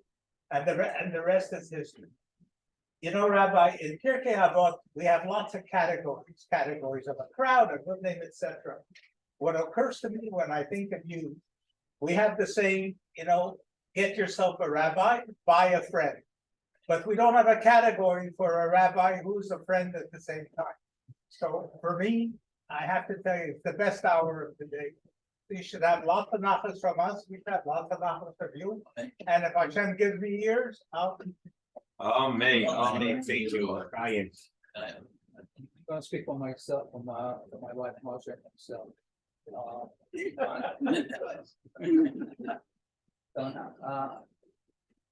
I do appreciate the fact that I had the opportunity to learn before.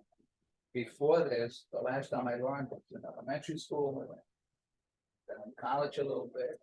But since then, after that, I went to Siyum and went to lectures, but to continue it systematically learn tomorrow, I never had a chance. Well, not never had a chance, but a chance I never participated. And then when I retired from David, they told me, you know what, there's a war. So that's when I joined, and I appreciate the fact that besides the learning, is that we have the freedom to ask any question we want, bring up any subject, topic that we want, without any ramifications or worry about what he's going to say, what that's going to say. And so I appreciate that. Thank you very much. You know, we depend on you. There's always a picture. That's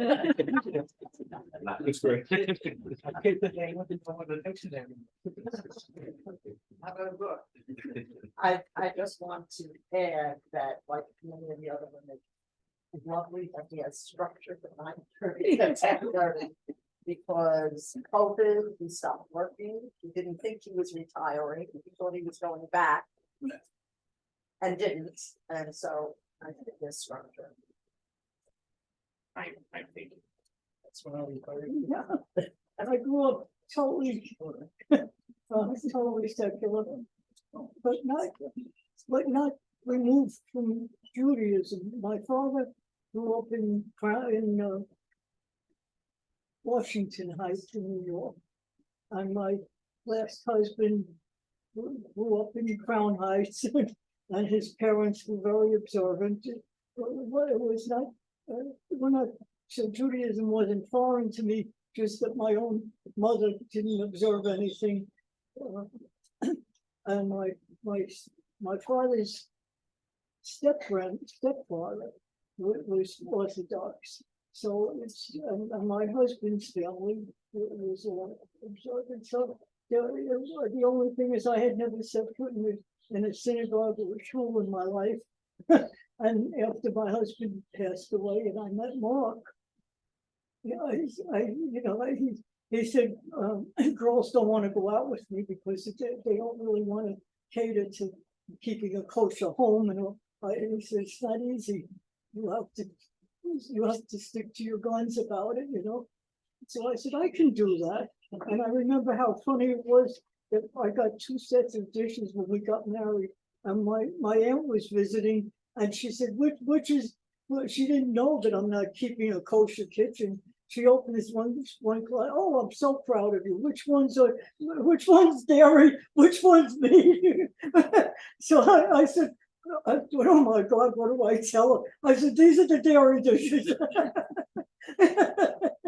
and so I thought she shouldn't even know. Well, she doesn't know on her.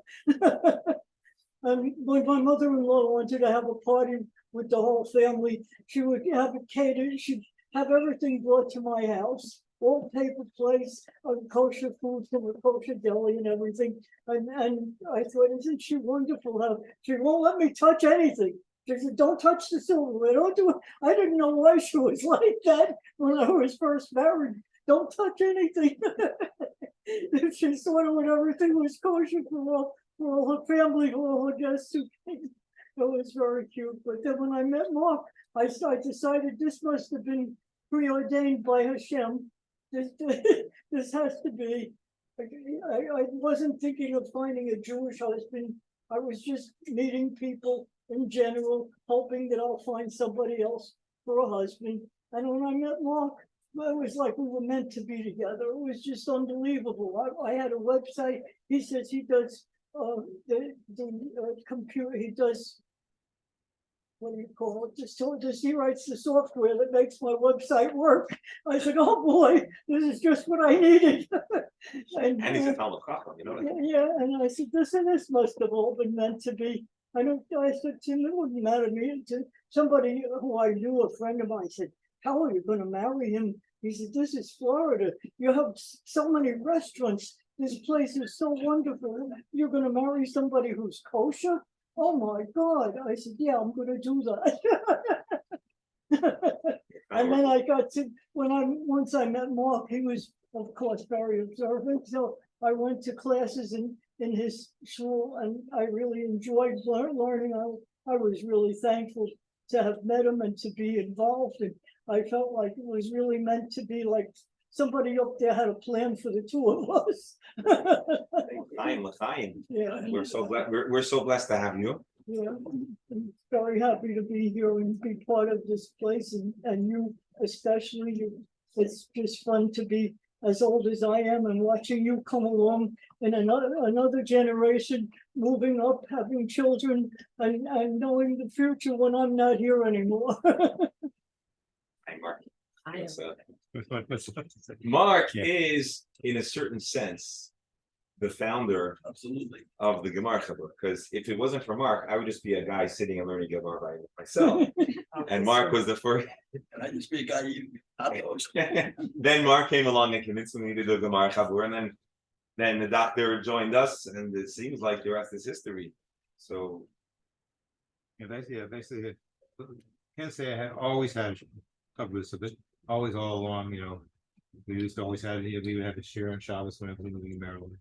And then when I first moved to Florida, well, we actually a little bit in both, we had on and off. And of course, once we came here, I said, well, I think we were started, we were learning Tuesdays. And then it was Tuesday afternoon. Tuesday afternoon, and that sort of event. I don't know if that eventually went to became into Yeshiva. We have to really, we have to give an honorable mention to a Jew who's no longer with us. But if he was with us. Jay Sachs. No, Jay Sachs. Jay was a three-way Abrissa, another Lamer person. Yeah. And anyway, I'm sorry, go ahead, but we have to. So then, of course, I guess then we had the Yeshiva night. Then I guess somehow we got the Yeshiva night to be a Gemara. Yeah, the Gemara. And we were learning that. So that sort of shifted right into Tuesday. And then we started when Daf Yomi started the new cycle. I think we started with only a couple days a week in person.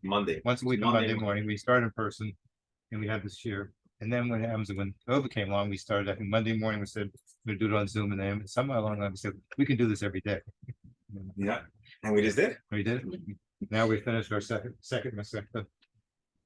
I'm ready to start a third. You're not going to use. Can't get away so. So How is it having not on hand? So the good news is usually the kids are out of school during that time, but we did have to stop Sundays for that reason. It was getting a little too hectic. But I just want to say that I'm usually in the beginning when I used to sit on the side of your desk when we were sitting inside, I actually got to participate and listen to a lot of the class and the talk and the back and forth, and I found it very, very interesting. And then he moved out here, so I don't see it as often unless I'm walking around. But it's been a beautiful thing to watch grow. For how many years already? 3 years? 2 years. We started in 2020, right? So you started, it was actually January 2020. In person and then March. We're coming up now on 3-year anniversary. Well, March is the 3-year anniversary. Yeah, so it's been beautiful to watch and enjoy. I see you all in little boxes on the screen, so it's very nice to see you all in the flesh. And it's been beautiful to see. It's a lot of nachas, and it's not always easy. And sometimes he has to cut it short for other reasons. And I apologize for being probably half the time that happened. So I'm going to take full responsibility on that. But it's a beautiful thing. And just wanted to say that. Thanks. I just want to conclude at least this part of the program. And I know that you have something later on today, right? Oh, no. Okay. Rabbis, I always enjoy learning Gemara. It's something that I like to do, and I always had a dream that I would be able to teach Gemara. But there's a lot of different components to the job as a Chabad rabbi, besides for being a social worker. And most of the classes that I started initially were more beginner oriented, and I always had this thing in my mind that I want to do a Gemara class, but with whom and how's that going to unfold? And so we started it on Tuesday afternoon in the yeshiva night, and COVID devastated so many people in so many different ways, and we don't even know the full extent of its impact. But I must say that the silver lining to me of that whole difficult, challenging point in time is the Gemara share. And because I would have never had to me now, I couldn't see a David not giving Gemara class. And with all the important things that are happening in the shul, to me, the most important thing of the day is the Gemara share. I feel like how can a rabbi be a rabbi and do all the other things he needs to do if there isn't a daily Gemara share? So right now I have no regrets, but I would have never had the ability, probably internally, to block out an hour every single day to do Gemara if not for COVID. And so it's a big bracha. It's the silver lining of a terrible not bracha. And I'm grateful that whoever had the original suggestion on Zoom, and I'm grateful that we have the chance to do this, and it enriches my life. And I don't really call it a Maggid Shir. I look at it more as a chabura, although I do probably do most of the talking during the class and the dialogue. But I learn a lot that I would never be able to learn if I was just learning even with a chabrusa or on my own. And really, and I'm proud of this, that I can I feel like all of us can chart our own development of our perspective on the Gemara, so that the kinds of questions that we're asking are molded to a certain orientation. And Baruch Hashem, everyone brings another expertise to the table, and we're able to really harness that in a powerful way. Mark, I didn't note that we turn to you for all matters of engineering and measurement exchange. And so I'm very grateful that all of you give me this gift, this opportunity. You put up with whatever shtick I have, and I doubt that whatever happens, I don't intend on giving up this gift very easily. So l'chaim, and I don't even want the chabur to go too much more, but we can bring in a few new people. But I'm very happy with this. The size is a very ideal, I think. To live up to my reputation, can I ask a question? No. What is there special about Rav Papa that he has the honor of this A good question. final? Good question. Anyone know the why Rav Papa? I know he had a lot of sons. He had a large family. They were all Rabbanim. They were all Talmidei Chacham, and they used to make Siyum.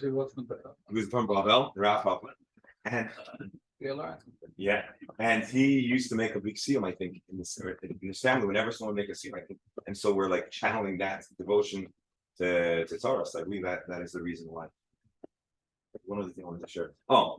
We learned in Gemara Shabbos that Talmidei Chachamim, older they get, the wiser they get. And the question to ask is it's not always so that age affects everyone differently. But I saw a beautiful shot that says as long as a person views himself as a Talmud, so then they're a Talmud Chacham, they're always able to accumulate knowledge. And I think it's admirable. It's very humbling to me that I'm sitting with people that are, have a lot more life experience and perspective and knowledge. And sometimes it's hard for me to be like, but I manage. But I have great awe for people that know so much and are yet willing to learn more. And I wish myself that I should always be able to be on that quest for accumulating knowledge, and it's something that really inspires me. I'm glad you brought up indirectly the importance of Kabbalah, because I think whatever you do, whether I agree with it or not, I don't question that your Kabbalah is sincere and appropriate for you. And I didn't mention Kavanah in this thing.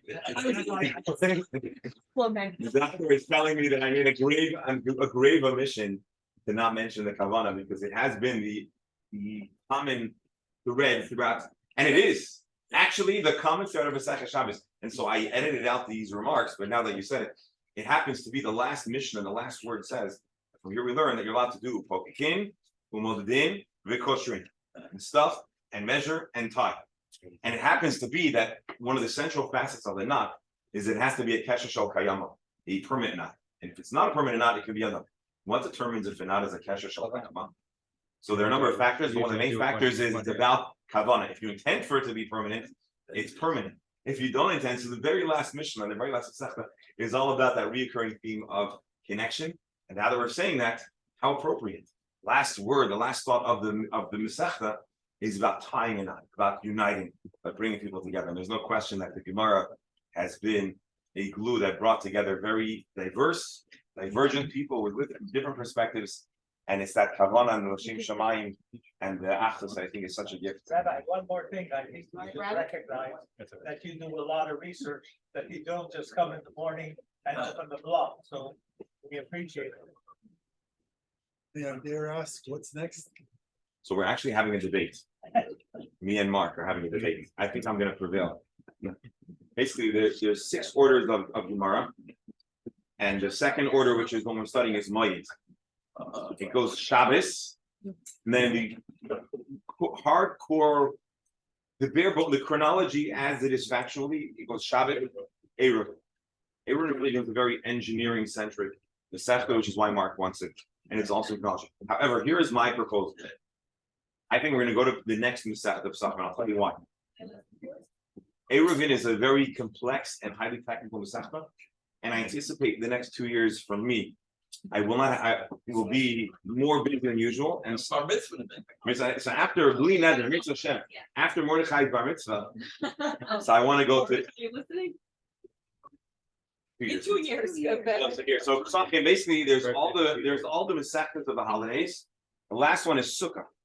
Sukkah has a lot of engineering components that are the building blocks that will, I think, make the study of Eruvin easier for all of us. So my intention, Mark, Mark doesn't, but I think I have to listen to my own abilities. So I think we're going to skip Eruvin, we're going to go to Pesachim, and then Rosh Hashanah and all the other receptors, and then we're going to come back to Eruvin after Sukkah. Mark learned Pesachim before, and so I'm going to be leaning more hardly on Mark. I'm going to put more burden on Mark to be a resource for this year. You're always a resource, but I'm going to be to compensate for the fact that you didn't win out. We're going to put more pressure on you to assist us in this navigation. I believe that's where we are. It happens to be appropriate that if we're a month, Purim is going to be a month of Pesach. It's a wonderful time to start Masechet Pesachim. So I think, if you start tomorrow, you only got 1 day to get your stuff cleared up. It's 30 days before Pesach. It's actually tomorrow. We're gonna revisit the Agadic teachings on the last page that we went through a little faster. A few things I wanted to throw out, but tomorrow we'll open stuff and we'll learn the Mishnah. And it's a good idea. They always say to get it before Purim. If you get it certain rooms clean, you don't do the deacon. We're gonna learn a lot. We're gonna talk about. So we're gonna start talking about Pesach, and it's inappropriate. You don't want to, especially if you got a bigger house. You don't want to do Badika, clean everything up before Purim, and then just keep the hummus to the secure rooms. And of course, you got kids. You can just forget it. After the week, should we cut the mazel tov cake? Beautiful cake. Are we ready to cut? Hold on, one more thing. Let's just Cut one, okay, but just as an aside, I happen to notice some people are very modest, and I won't tell you who it is, but there's somebody around the table who was born in 1933, and has a birthday coming up, and we wish that person good health for him and his wife and all the best, whoever that may be. and we celebrate. We can celebrate birthdays on Zoom, and of course, when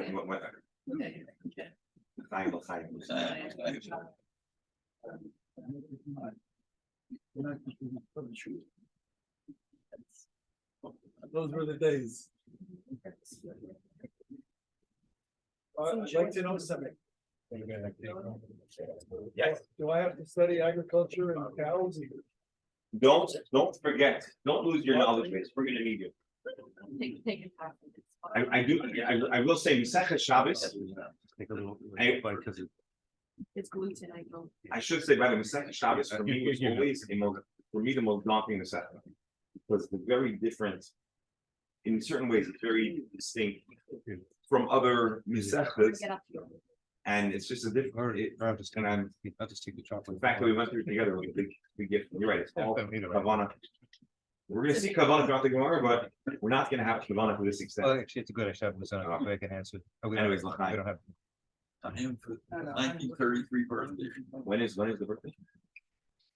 When is your birthday?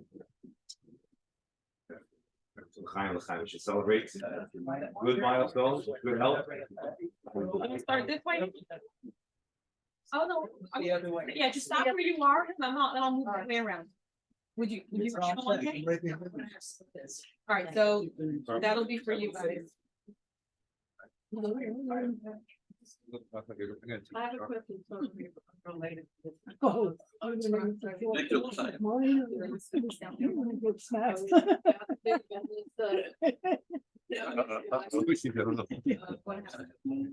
Invite you You're to- gonna eat my chocolate? Okay.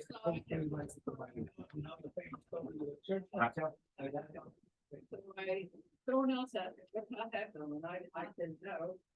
So he gave me an explanation which, I know just missing something that what I. Actually, it was a hidden blessing. What do I know in Chicago?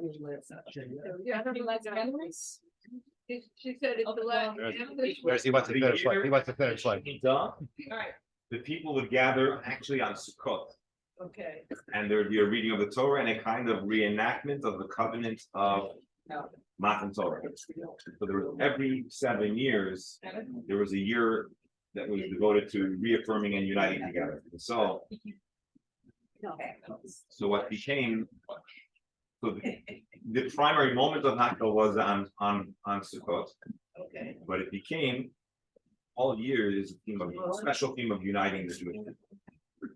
Make that the important, they're coming together, which is really always the theme over here, but So, just to say, I questioned because he didn't talk about that part, the Sukkot and uniting, but the fun part. And I said, and they have more time, so we got it wrong, I think. I said, now it's after Shemitah, the farmers have to work a it little was harder. doing there was. I'll explain to you the context. Shemitah was a year where everything kind of was shut down. It was more of a spirit. It was a year that was intended to be focused on spirituality. Farmers, instead of working the land, were more connected to their spiritual. And so this is kind of like a close out of that year and a reintroduction into society. And so the year where everyone is coming back to their, the real world or the, whatever you're gonna call it. So there was that a covenantal moment to help people, hold on to the inspiration or hold on to the significance of the year. So that's the idea behind the chronology. It's really a combination. Yeah. So it goes Shemitah. So Shemitah Hakel is simultaneously the beginning of the 7-year cycle. So it also would be the beginning of the Yovel. It was a Yovel. Yeah, because the Yovel's after the first day of Kol HaMoed, which is for us the second day of Yom Tov. Normally they moves the king would be the 6th. This is the third year that we are celebrating this. Wow. And in the first two, we had a country house, an hour in the city. And each time we had a happy celebration, a barbecue celebration. We invited the whole congregation north to our property for a day of swimming and davening, and praying and learning. And this year, actually the last year was the year we sold our place. And so this year we're finished in our backyard. Wonderful. Yeah, Dr. Mark and whoever else, I'm trying to remember, because the first few times we did the Gemara on Zoom, we didn't use this part. We were trying to use something else. And Faria really was, I think, the big game changer for this. Right, but I'm saying for our Chabura, Faria really, and it's two things, it's the text and the English side by side. Right. But it's also the ability to access the Mefarshim quickly. That's a real game changer.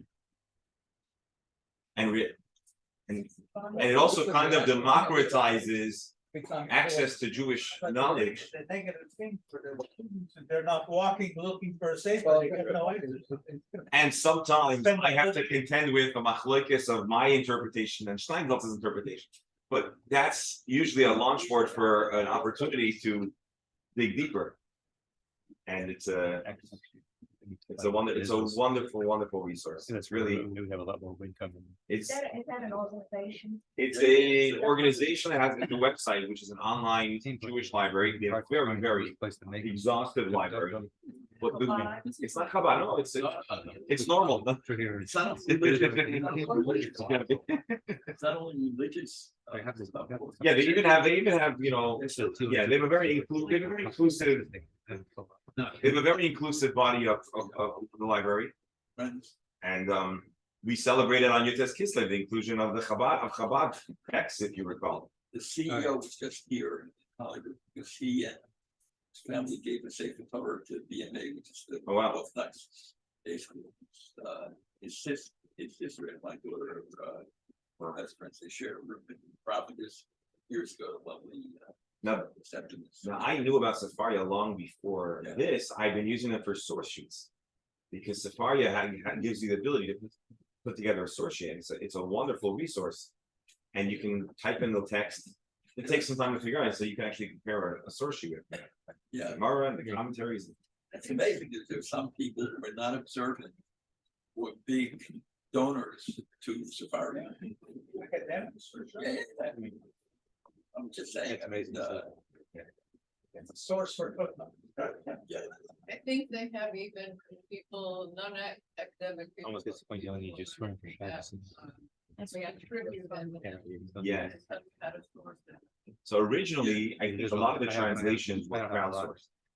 Initially, they didn't have their own translations, but anyone who worked on could kind of submit a translation.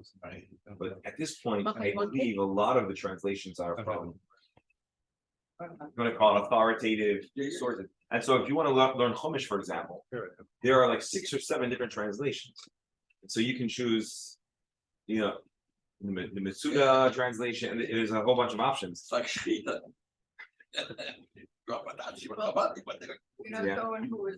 Oh, you? Founders, and they thought of it as a Jewish Wikipedia. It's really a brilliant. Yeah. Brilliant. I think about how many hundreds of hours did we spend. Yeah. Yeah, should we bench? Put your calculator up. So you want to hear good stuff? I'm gonna sit down and then I'm gonna let them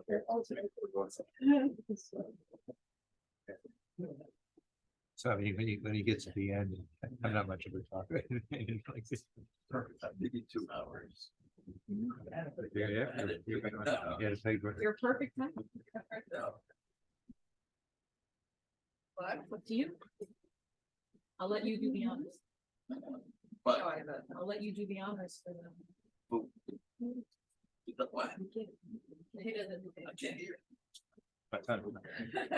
Professor, at the podium for Churchill. When his time from taking that was his picture. And it says, I'm so honored to take your picture. I hope I will be able to take it when you're 100. The benchers all come and go. Why not? We've had ventures, they just. They've all They want. We have somewhere. Our bench leave us. Small, we can take them out Friday night, borrow them and possibly come. Rabbi, I have one more now. Okay. Although why does everyone sit down? Right. All right, everyone got a sitter? We need some more. Actually, we didn't. So- The glue, we didn't have it. We didn't have it. I know that you encourage us to have this, we should have it. And we debated just to have it with the members and the spouses, with the groups, the whole thing. And most of us thought, well, maybe the whole thing eventually, but we'll do it. And we put it together. And then it was brought up, doesn't matter by whom, that we should do something special for the rabbi. Somebody brought up Sefaria. And so then everybody agreed that Sefaria is. And then we talked to ourselves and said, you know what? Maybe they'll appreciate it. He used it a lot, but she do something more personal. And then we came up with all sorts of different things. And then I think the only person that he married longer than my darling wife, Madeline, and me, is our other lady. And his dear wife, when I asked her, what do you think? He said, Bernie, what do you mean, what do I think? You want to know? Look at the rabbit city. The wife always knows what the husband could use. I talked to the rabbit city. Rabbit city gave a couple of ideas, but on the top of the idea was something that we all agree would be a wonderful thing. So we have a little gift in appreciation for all that you have done and what we hope you will continue to do. And we hope that there are no mistakes. And you should look at it, please. You know, the other thing we thought of is a weekend in Baker. Yeah, so try it. Please open it because people have not. A good community. Right, get. What? We don't need to put cream on it. Oh, wow. Thank you. I do actually need. Thank you so much. You mean I just can't have my tefillin like. Thank you so much. How beautiful. Oh, wow. Thank you so much. Wow. This is stunning. Now I'm gonna have to be a mensch. Thank you so much. We're lucky that the representative has good taste in many things, but including in knowing what a husband. You know, I'm glad. If it would have been like leopard skin, I probably wouldn't. They have out there a big giant lion. And Menashe Lake. I was like, imagine I pranked him like that. Thank you very, very much. Very touched, and I'm honored that I'll be able to have something tangible to take with me to think about my daily responsibilities. Thank you. Thank you, everyone. Wow, beautiful. It shouldn't be a daily responsibility, it should be a daily pleasure. It is a daily pleasure. If it wasn't a pleasure, I wouldn't do it, believe me. Wow. It's a pleasure. I'm very touched. Thank you so much. Oh, yeah. Revenge? Revenge? So who's gonna go on? I didn't watch. Who's gonna be bench? Who do I call? Yes, sir. Would you like to be benched? Yehi Shem Adonai Mevarach Ve'ata V'yad Le'lam.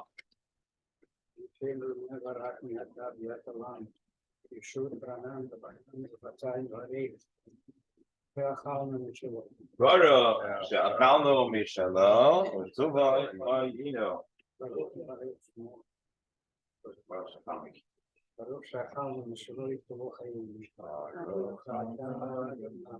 Elohim Malach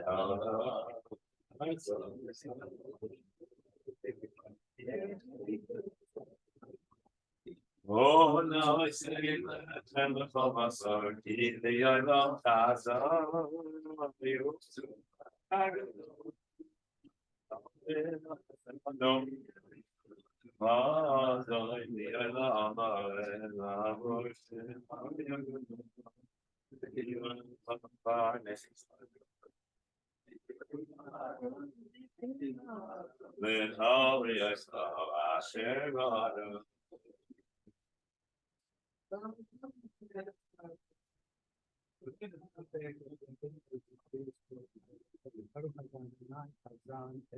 Amen.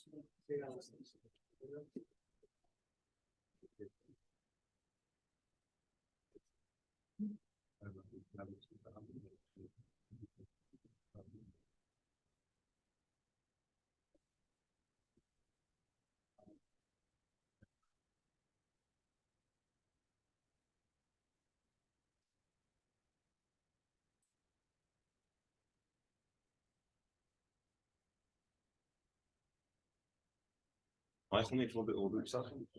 You'll be my co-presenter. I mean, I just something. Aravin is up your alley. So you have to stay healthy and strong and with us because I'm going to need you when we get there. You know, it's one of the ones I never learned. I mean, I'm learning. But I'll tell you the truth. If we're gonna do, we need to do it right. And just know what's going on. I've done some part of something. Maybe I think one of the groups involved with Your room is far. and then that was then we did do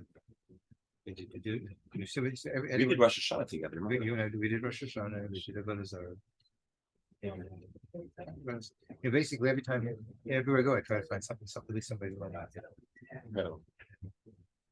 What's between Israel and America? Let me Yeah, tell in you. Israel, we have we're actually doing. I'm not sure if we're doing both parts. We had done brachos. I've done something like 3 times. Oh wow. Because I was in one. There were two shops. And when I was living in one neighborhood, we made done something. We moved to Camel, and then I'm going to turn out today. We finished brachos, and then it's all right. So, you know, I'm quite familiar about 80 numbers. So you learned it in depth. So. That was really and I tried to do this. I don't know. I guess he was around for a while. He thought about this. Yeah, I heard this. Which other? Eight stocks. I need 2 more. Yeah. That's how. I get your shot. I get They're staying in the phone. Yeah, so Irving saw him from the Yuma, took up a honest Gila.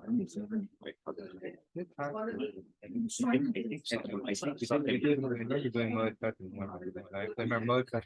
I see him. I think something we're gonna be able to do. It's about something. It's short. It's a little shorter. The Gemara is never tightly married to the. Every works is open. That's Arvei Psachim is the Gemara with two guys, David. It's a funny Gemara. Yeah, some nights. I remember, but I remember with not such a unfortunate story. I don't know, mentioned years ago, we had we both we had back here as well, and we had a Siyum. She used to decorate a cake. She decorated a cake for the Siyum and made like more really fancy. Turns out, she already Infected everyone. infected everybody. How to get that chemical and stuff to place. Oh yeah. One thing it was baked, but it was, you know, you decorate it. You remember that was more. That was the memorable necessity. Yeah. I know, because like I said, when I was first married, we had we had 2 different groups. There was one that was in apartments. Still on. Let me shut it off. We don't need to keep it on anymore. I don't care if it's on, but